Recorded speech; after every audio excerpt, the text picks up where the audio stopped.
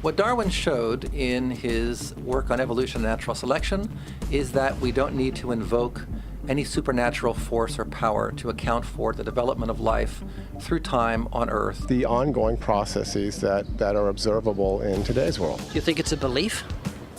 I think it's just fact. I think more like facts. There is too much evidence to ignore. Do you think it's a belief?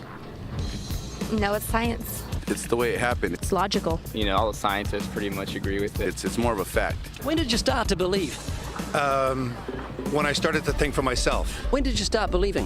When I took my first biology class. It all started to make a lot of sense. The teacher made it very, very easy to understand.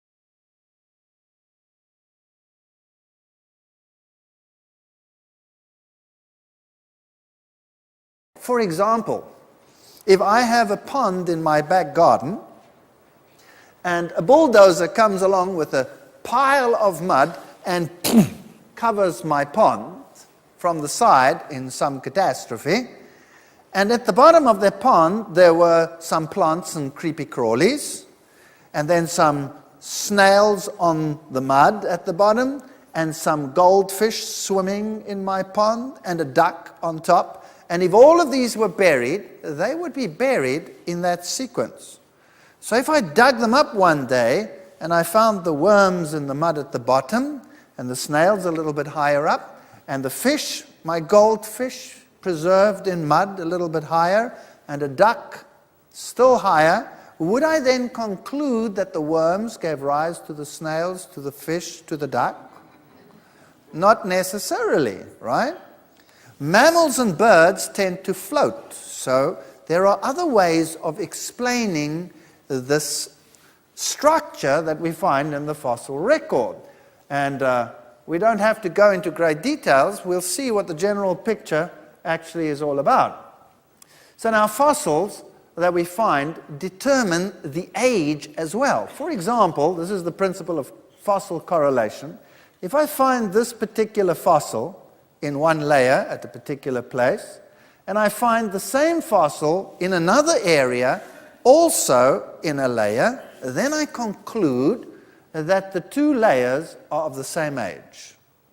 So how is the age of the layer determined? By the fossil that is in the layer. So this layer gets its age from the fossil, and this fossil gets its age from what? From the layer. That's circular reasoning. So it's as old as the layer because the fossil is as old as the layer, and the layer is as old as the fossil because the fossil is as old as the layer. Get it? But there's no age. So whatever age you want to put at it, well, that's fine. Whatever you want. Now, even the old textbooks say, if covered by moist sediment, weathering is prevented, and for these reasons, quick burial is perhaps the most important condition favoring fossilization. Things have to be buried quickly in order not to rot away and disappear. And then also, waterborne sediments are so much more widely distributed than all other agents of burial that they include the great majority of fossils. So everything seems to be buried in water, and everything had to be buried rapidly. What buries a whale or a dinosaur rapidly? Except some major catastrophe.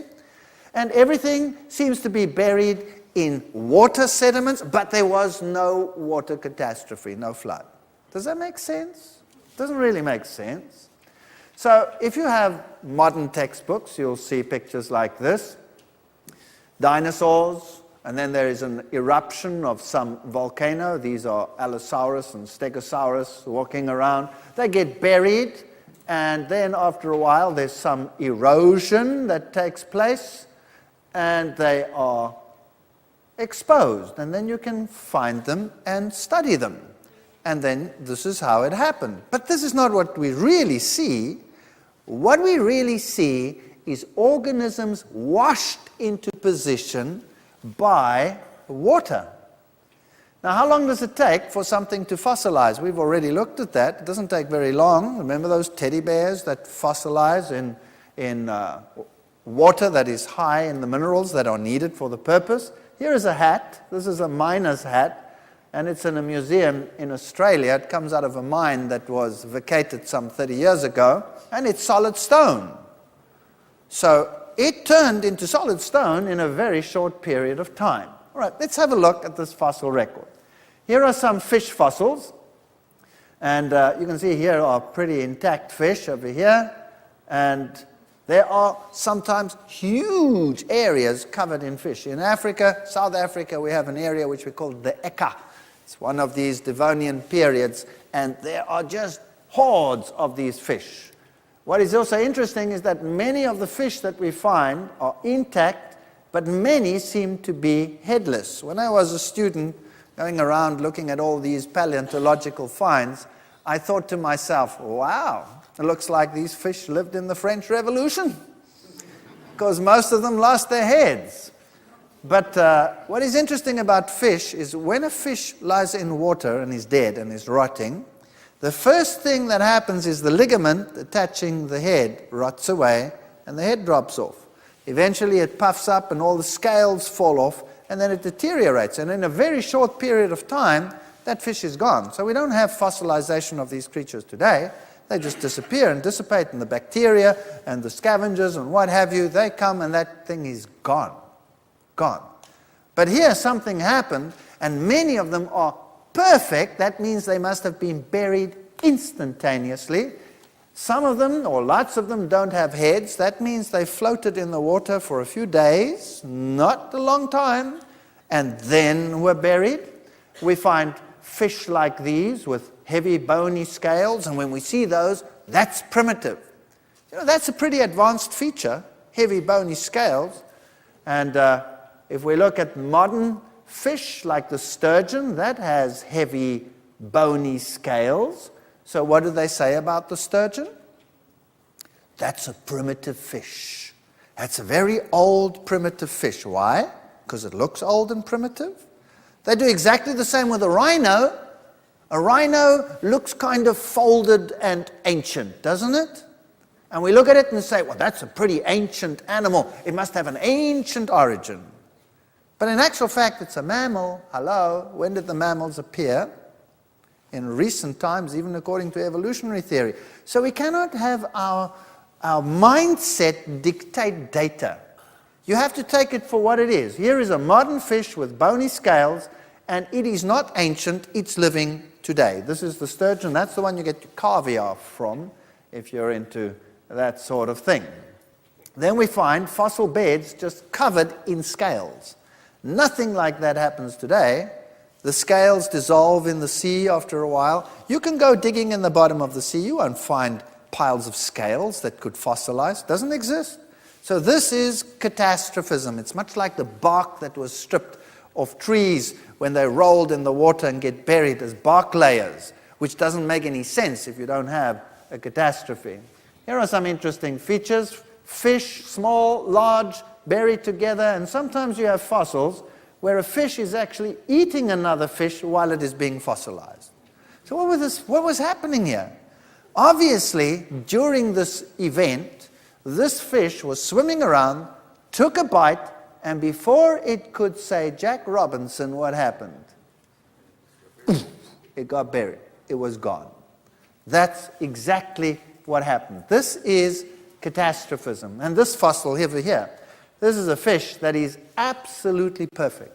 You can even see the little ripple marks around it. This fish was literally buried alive, instantly, because the preservation is perfect. The oxygen was cut off instantly.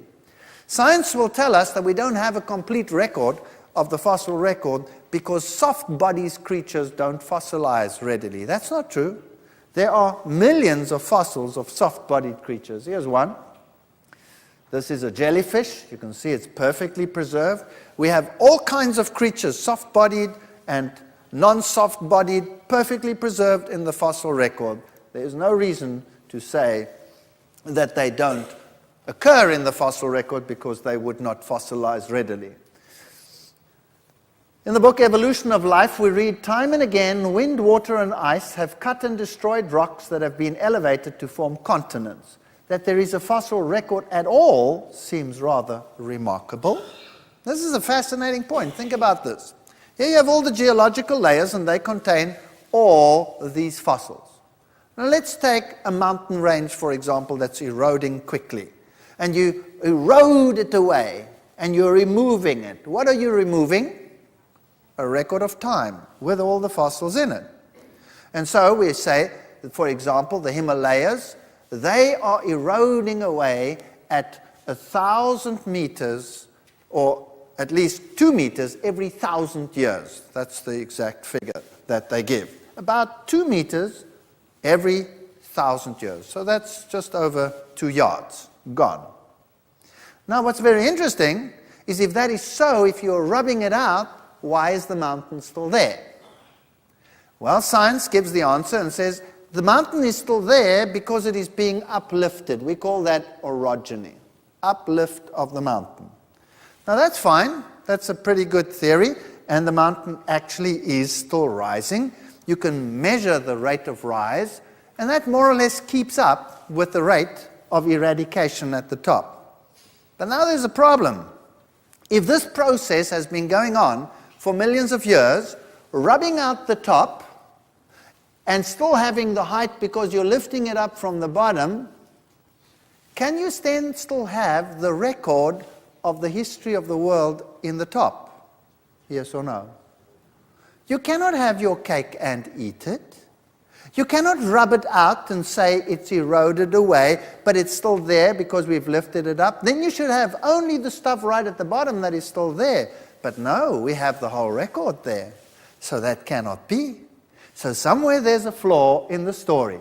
Somehow there's a problem. How can we still have a fossil record when it's been eradicated over and over again by a process called erosion over millions and millions of years? Can you think of any observable evidence for Darwinian evolution, a change of kinds? I haven't seen it myself, but I believe what the textbooks tell me about it, so. You've got faith in the experts? I have faith in the experts, yeah. I guess similar to how religious people have faith that God actually exists, I have faith in the experts knowing what they're talking about. The scientific method must be observable and repeatable.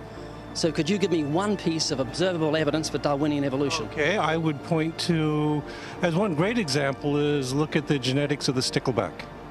What's that? So stickleback fish are a very interesting collection of species that were recently isolated after the end of the Ice Age. What did they become? They're various species of sticklebacks. They stayed as fish? Well, of course. Can you think of any observable evidence where there was a change of kinds? Fish. Human beings are still fish. Human beings are fish? Why, yes, of course they are. How long did that take? A couple billions of years, millions. A couple of millions? How is that observable? It's not. We came out of the ground as a mammal, and one mammal created... Come out of the ground? Didn't we come out of the sea? Huh? Well, initially in the beginning, we came out of the ground and the sea. After the great destruction of the... So did we have lungs or gills when we came out of the sea? You want to know something?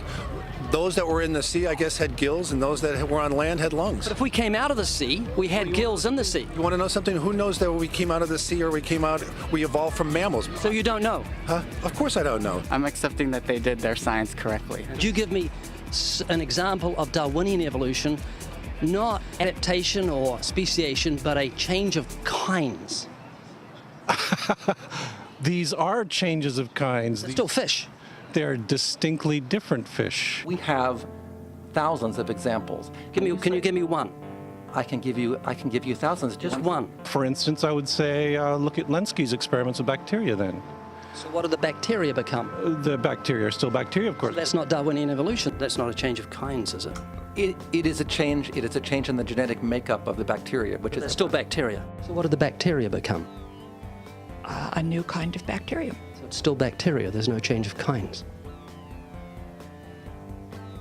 To summarize, the observable evidence that you give me for Darwinian evolution is bacteria becoming bacteria. No, it is bacteria acquiring new metabolic capabilities. You said before that there is lots of evidence for evolution. I just want one observable evidence for Darwinian evolution, just one. But I gave you some. You don't want. Not some, I want one. Wait, you don't want that. I want one. Yes, I do. I'm pleading with people. You asked me to tell you. You asked me to tell you when I've watched one species evolve into another. Isn't that right? No, one kind into another. There's 14 different definitions of species. So I want a change of kind. When you're talking about kinds or change in families, you're actually talking about macroevolution. You're talking about changes on the level that separate, say, cats from dogs. Could you give me any examples of Darwinian evolution? Well, when you say examples of that, then you have to sort of look at over a longer time frame. It has nothing to do with faith. Faith is something that I have to, unseen, I have to believe in. That's it, unseen. Look, do you believe evolution? Of course I do. Are you a believer in evolution? Yes, I am. When did you start to believe evolution? I started to believe evolution when I started to think out for myself. Is evolution a belief? Well, you know something, evolution is a thought process. Is coming to terms and checking out all the alternatives, like taking a look at the religion, man-made religions. Let me ask you again, is evolution a belief? No, evolution is, well, yeah, in a word, yeah, I could say it could be a belief. When you say change of kinds, you mean the evolution of one species from another or to another? Yes, we have that in action actually in the Galapagos. Could you give me one instance? Yes, we have an example from a group of birds called Darwin's finches. You take a look at the difference between the finches on the islands that all started out. I mean, that's very, very observable. But that's not Darwinian evolution. There's been no change of kinds. What do the finches become? They become genetically new and anatomically new, recognizably different species. So they're still finches? Well, of course, they're still finches, yes. So they're not a change of, there's no change of kind. Little birds that he had observed. What did they become? Their beak shapes. They're still birds. Yes. 3 finches that turn into different types of birds. They're still finches. Well, for example, Darwin and his study on evolution of the birds on the island that he went on to there. Their beaks changed? Their beaks. They're still birds. There's no change of kinds. That's within the kind. Just evolution on the beaks. So that's called adaptation. It's not Darwinian evolution. There's no change of kinds. There's no different animal involved.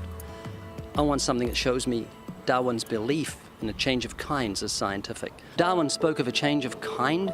Can you think of any observable evidence for Darwinian evolution where there's a change of kind? Change of kind. Change of kind.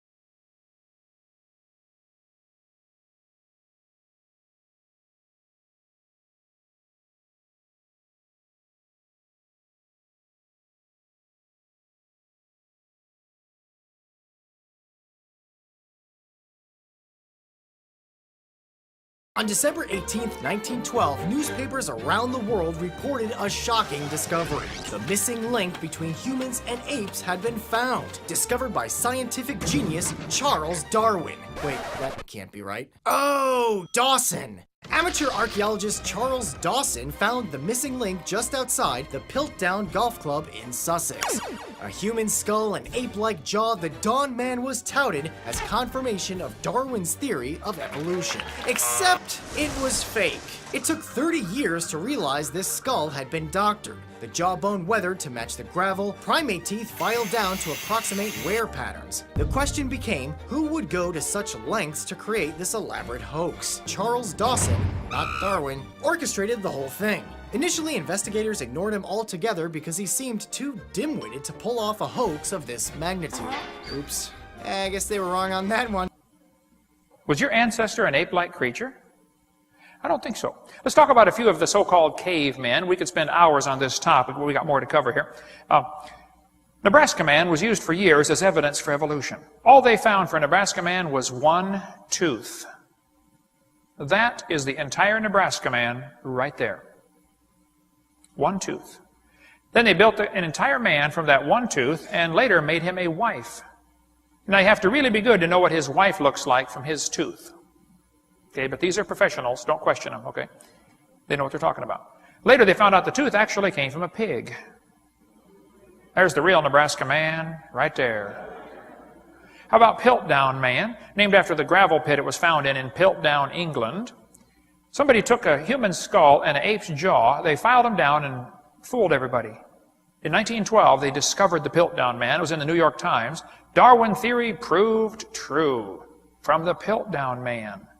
It was going to be used in 1925 at the Scopes monkey trial as part of the evidence for evolution, but the judge said the question is not, is there evidence for evolution? The question is, did he violate the law of teaching?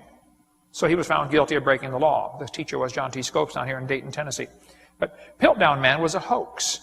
Somebody had taken an ape's jawbone and a human skull, broke the TMJs off, made them fit together, and fooled everybody, filed the teeth down. For 40 years, it was in the textbooks as proof for evolution. It was a fraud, exposed as a fraud, 1953. Neanderthal man is still in your textbooks, used in your town here in Knoxville, Tennessee. But it's been proven years ago it cannot possibly be a missing link. Back in 1856, they found a skeleton petrified, a man petrified in this valley called the Neander Valley, and they named it Neanderthal man. The back was bent over. Well, apes walk on 4 legs and man walks on 2, so when the Darwin's theory became popular, they resurrected the Neanderthal man and said, oh wow, maybe he's slowly evolving, he's coming up. Well, they've known from the very beginning it was an old man with arthritis who's slowly going down. He's not coming up at all. He's headed down. But they still keep him in the textbooks. About 300 Neanderthals have been found. Their brains are bigger than ours. Their bone structure was incredibly strong. They said they had so many muscles that the average Neanderthal could probably pick up the average NFL linebacker and fling him over the goalpost. Phenomenal strength in the Neanderthals. They gave the same skull to 9 different artists and said, what did he look like in life? They got 9 different answers. They said, what would you like him to look like? We're artists, you know. We can make him, you want him ape-like or human-like? You tell us what you want. We'll do it. Jack Cawazzo, a friend of mine from New Jersey, has been a dentist for 32 years. He came and spoke at our conference a few weeks ago at the boot camp we had in Pensacola. He studied the actual Neanderthal skulls in Europe. He said these Neanderthals are just perfectly normal humans that are living to really great age. See, before the flood came, the people lived to be 900. After the flood, lifespans dropped off to 400, and then 200, and then 100. But that's still a long time to live. And it's a simple fact, the bones of your eyebrow ridge never stop growing. So if you could live to be 300 or 400 years old, your eyebrow ridge would stick way out. People today that use their jaws a lot, like the Aborigines in Australia, are always using their jaws as a vice. They don't carry a toolbox with them. Their eyebrow ridge sticks out really far because of the chewing muscles. It pulls on the bone. The Neanderthals are perfectly normal human that are living to be 200 or 300 years old. That's all they are. Their brain's bigger than ours. They're not subhuman at all. They're just really old human. There's an Aborigine on the far left over there. See the eyebrow ridge sticking out? That's from chewing or using your jaw muscles a lot. There are a lot of different shapes of head. You could line up the folks in Knoxville, Tennessee and prove evolution just by the shape of the skull and drive downtown. You'll see what I'm talking about, okay? Here's Cro-Magnon man, still used in the textbooks, yet it's perfectly normal human. Why on earth is that considered a missing link? They've got one in there called Homo sapien is modern man. He's listed as Cro-Magnon. It's not modern, it's not a missing link at all. One they've got in there now is called Australopithecus afarensis. That was proven wrong in 1973. 30 years ago, proven wrong. Why are they keeping that in the textbooks as evidence for evolution? They've got Australopithecus africanus, or afarensis, better known as Lucy. How many have ever heard of Lucy before? Donald Johanson found Lucy in 1974, Ethiopia. He had gone there with a grant to look for missing links. Somebody gave him some money, said, here, go find a missing link. If you don't find one, no more money. 2 weeks before his grant money expired, he discovered Lucy. Highly motivated, I suspect. And that would be a suspect, by the way, in a court of law, you know. Lucy was 3 feet tall. It was obviously a chimpanzee of some kind. Now, the bones of the skull were crushed thoroughly. Could not tell anything about the skull. But when they put it together for your kid's textbook, they can make it half human, half ape. They named it Lucy because they were listening to the song, Lucy in the Sky with Diamonds. Very popular back then, which, by the way, has the initials LSD, which they must have been on when they found this thing. But the knee joint that was labeled Lucy's knee in National Geographic was actually found 1.5 miles away and 200 feet deeper. But National Geographic labeled it Lucy's knee. It's not Lucy's knee. It's 1.5 miles away, for heaven's sake, okay? There's quite a controversy about that knee joint still. But the knee joint is the best evidence they have that Lucy was becoming a human. Because an ape has the lower and upper leg that are in a straight line with each other. A human leg goes up to your knee and angles off to the side because your hips are wider than your knees. Lucy's knee angled off to the side, the femur angled. And Donald said, see, that proves she's becoming a human. No. Any monkey that climbs trees has an angled femur. What he found was a tree-climbing monkey. It's not proof it's becoming a human. He said, well, the bones are slightly bigger than a regular ape. Well, that's true. It doesn't prove it's becoming a human. The bones of a Clydesdale are slightly bigger than a regular horse. It doesn't prove it's becoming a truck, for heaven's sake, okay? What he found was a heavy-duty chimpanzee, and probably the pre-flood chimpanzees, and everything was probably more heavy-duty. If they're living longer, much healthier, that's all he found. There are big horses and little horses today, by the way. St. Louis Zoo put human feet on their Lucy display. Not one foot bone or hand bone was found. Not one. Every other Australopithecine that's been found has curled toes.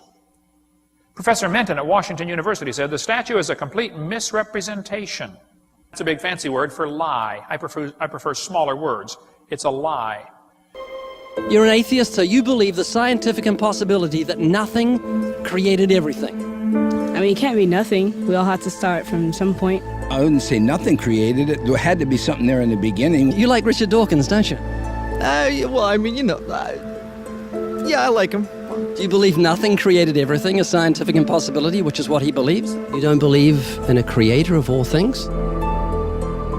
If he says that, I think it's a very strange thing to say. Well, he says it.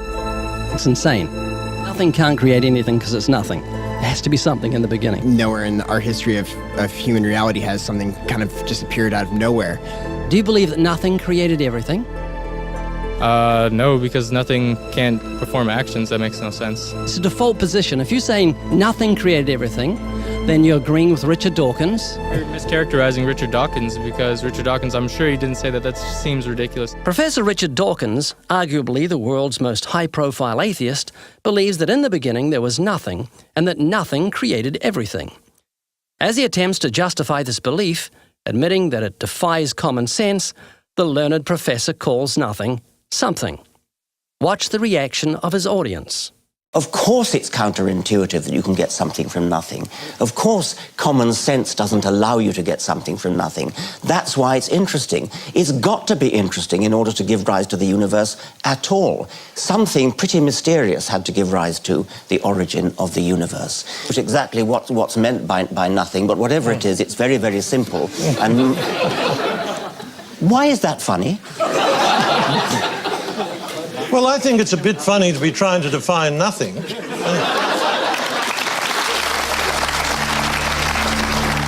Richard Dawkins, I'm sure he didn't say that. That seems ridiculous.